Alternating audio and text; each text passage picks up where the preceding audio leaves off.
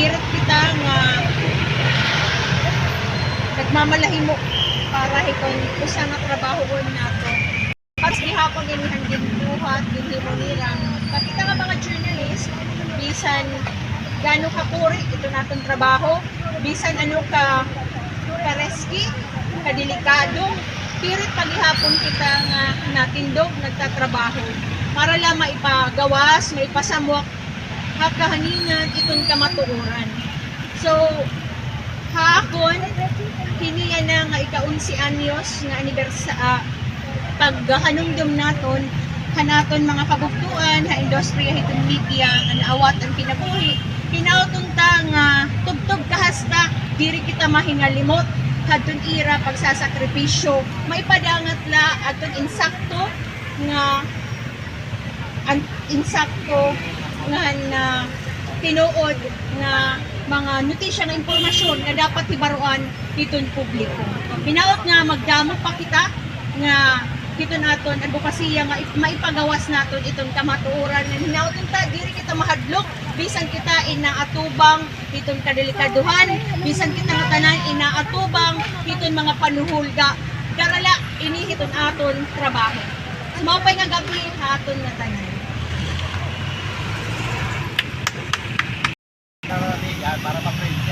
Moping gabi hatong nga tanan. Adi kita na para pag-inumduman natin mga kausap. Pasalamatan natin na dan mga buhay pahara, adi na yun natin mga kamag. And that is, to inform ng mga tao at mga sugad, mga katungod nga ipapahinumdum permi nga as journalists importante nga maaram kita itong impormasyon nga permi kita informed para maaram kita nga kung ano tatataba itong kalibutan. Okay? Ngan abilities para mag-inform gyapon ng mga tao. Okay? Our planet is changing. May we all be stewards of the environment. Ngan hinumduman naton nga without the environment makuri mag-exercise in human rights.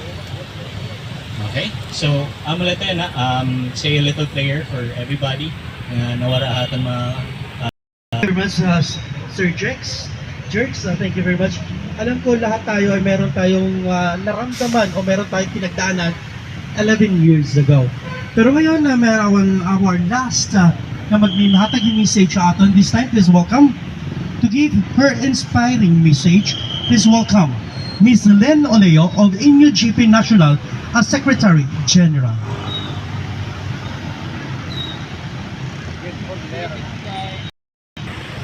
Nakikiisa kami sa pagbibigay pugay sa ating mga nasawing mga kasamang organist na dahil sa sumasaludo kami sa inyo, lalo na sa mga komunidad na ilang taon ay pinilit na bumangon at ang naging tanging sandata ay ang kanilang pagkakaisa para itaguyod ang kagalingan ng lahat ng Yolanda survivors. Nais ko rin kunin ang pagkakataon na ito para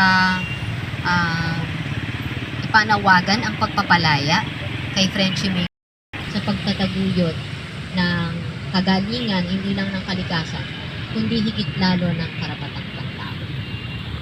At sa ngayon ay nagsisilbing inspirasyon pa rin ang mga mamamayan ng Eastern Visayas sa buong bansa sa inyong pagtindi pagkatapos ng Super Typhoon Yolanda. At nawa ay lagi nating balikan ang pinakamahalagang aral na ibinigay sa atin sa gitna ng trahedyang ito ay narito ang mamamayan, nakakasandig tayo sa isa't isa. Maraming salamat. Thank you very much. Palakpakan po natin Ma'am Lynn of Inyo GP National. Kaya po natin tinatawag na National Secretariat o Secretary General. This time, bago bigay ang ating closing remarks, may daw mag-message coming from UPTAC. So, sino po ang representative from, inyong representative from the UPTAC Laban, please? Leia. Ma'am Leia? Ha? Bia.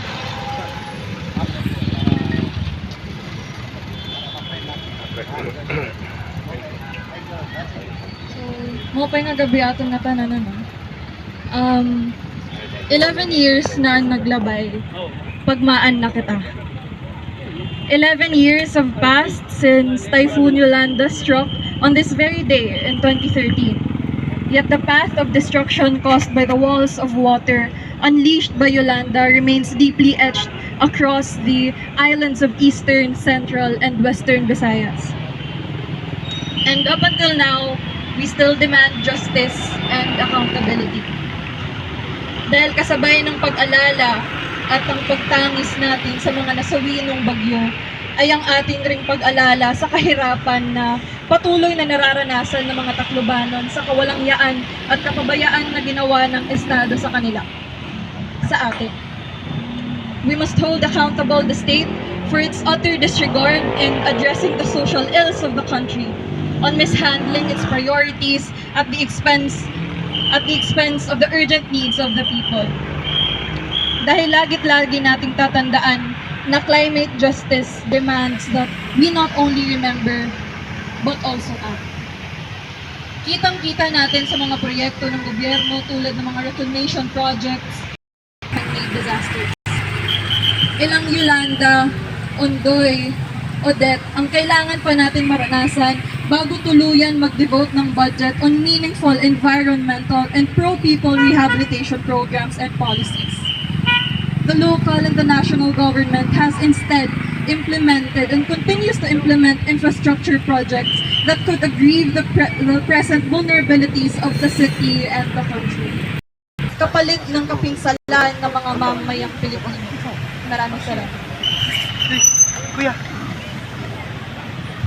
Thank you very much, Ma'am Bea. Okay, this time, bago natin ibigay ang our closing for tonight, hindi pa tayo dapat magtapos kasi meron pa kami hinandang mga awit para 2 kanta o hanggang 3 kanta. Please welcome, ladies and gentlemen, the Vice Chair of Inyo GP Leyte, no other than Mr. Fred Padernos. Kita kamera kahit makikamera balita mo pa nga gabi nga tanan damo nga salamat hini nga tanan nga atong pagka-urusa dinhi hapaghatag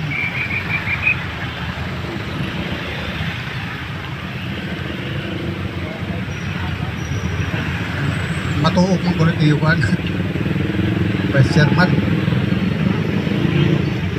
marami ka po sa tuwing na pag-uusapan ng malungkot na pinagdaan natin sa Yolanda, para bumubukal talaga ang luha ko at lumalabas yan na hindi ko makontrol. Kaya pag ngumiwi na yung aking bunganga, iiyak na yan, iiyak na yan. Pero pag makabawi yan, bantay ka. Huwag kang haharang-harang sa harapan ko at kay Mayo Yolanda. Hindi, ganito. Papasalamat ako sa ating National Inyo GP, kay Miss Lynn. Maraming salamat sa pagpunta kayon. Ating Inyo GP Chairman dito sa Leyte. Congratulations na rin sa mga bagong halal na opisyal ng ating NUGP Leyte Chapter. Mga kapatid sa industriya na namayapa sa Bagyo Yolanda. Kaya marapat siguro na ating isa-isahin natin silang palakpakan sa kanilang mga nagawa. Unahin natin si Chief Valentino Cito Beltran Lopez ng DYDR Apple Radio noon na ngayon ay kaugop na. Palakpakan natin siya. Malakas, kasing lakas dapat ni Yolanda. Ang isang reporter din na kaibigan natin, si Ronald Viñas, announcer, field reporter ng DYBL Action Radio. Mula pa rin sa Apple Radio, DYDR Apple Radio, si Malo Realino, announcer yan sa DYDR Apple Radio, at kaya ko nilagay ang kanyang mister na nandyan din dahil nagkasama po silang naanod sa Bagyo Yolanda sa San Jose doon sa bahay nila. From Apple Radio pa rin. DYDR, ang news director po ng kailang istasyon, si Archie Globio. Palakpakan natin. Ang istasyon po nila ay nasa tabing dagat sa Esperas Avenue nung mangyari ang Yolanda. Si Ma'am Carolina Role Montilla, publisher siya ng Eastern Times, na dahil hindi naman siya na on the spot sa Yolanda ilang araw pa, pero ang naging dahilan, ang pagkakasakit na sa Yolanda, hindi siya nakakuha, hindi nakabili, walang mabilhan ng medisina para sa kanyang sakit, kaya siya natuluyan. Palakpakan natin si Ate Role Montilla. Maluyan ang mata ko. Yan. Si Ariel Aguilion, isang broadcast technician ng Bombo Radio, na lang noon siya ay bumabagyo. Siyempre, inalala ang kanyang pamilya, umuwi at nag-check sa kanyang family. Nung makita niyang okay naman ang lagay, bumalik sa trabaho, sa tawag ng trabaho, bumalik, nakabisikleta o nakamotorsiklo. Unfortunately, pagdating dyan sa may Oriental Hotel, sa may MacArthur Park, inabutan na paghampas ng pagkalaki-laking alon na sumira sa Oriental Hotel na sama. Palakpakan din natin sa kanyang serbisyo si Ariel Aguilion. Sila po ay mga technician. Hindi tayo marinig sa kahanginan, sa ere, kung wala tayong mga technician. Lastly, from Manila Broadcasting Company, DYVL Action Radio dito sa Tacloban, broadcast technician na nagkasabay sila ni Ronald Viñas na nawala noong Bagyo Yolanda. Palapakan natin si broadcast technician Alan Medino. Yan po ang ating mga kapatid sa trabaho, reporter, announcer, broadcast technician na nadisgrasya sa panahon ng Yolanda. Alalahanin natin sila ang sakripisyo sa bawat araw nating pagtatrabaho sa ngalan ng paghahatid balita at katotohanan sa publiko. Maraming salamat at magandang gabi sa ating lahat. Okay. Damo ang ginbubuhat pero gintry ko gud nga makakati kay hindi nga mga time medyo makore gud at mga pinangangabat pa parehas ano. Bisan 11 years na itong nakakalabay, amin niton aton laghapon inaabat yan ang panahon. I really admire kanina ang statement about naton a friend from UP, no? About ito naton environment na parang the government maray laghapon may nahibaruan nga leksyon and ininganin makikita ta personally, no, na natatabo pa din nga aton Eastern Visayas Causeway na gini namang rawan namon gapon Magic FM in the past 1 month, no? Despite ang pagka-den ordinansa and city declaring that Kangkabato Bay as a protected area, marine protected area for that matter, and that the ordinance says that bawal ipagbutan itong mga permanenting structures, but ada itong permanenting structure. So it's very itong angay nga response, which is of course an pag-protect on aton environment. So habang pagsumada ta istorya, 11 years na, but damo pa itong di rin nakakaintindi kung ano ang distroso nga iniguha aton ginataga aton nila. Mao nga dito. Thank you very much, Sir Alan. Sir Alan Amistoso is my manager of DYXB 98.3 Magic FM. Thank you very much sa lahat. Habang kakantahan tayo ng isa sa mga inimbitahan ng inyo GP, pwede kayo magnilay-nilay, mag-pray, at imagine niyo ang panahon na ito, nakaupo pa niyo yung mga sangkay, kapamilya, han Super Typhoon Yolanda.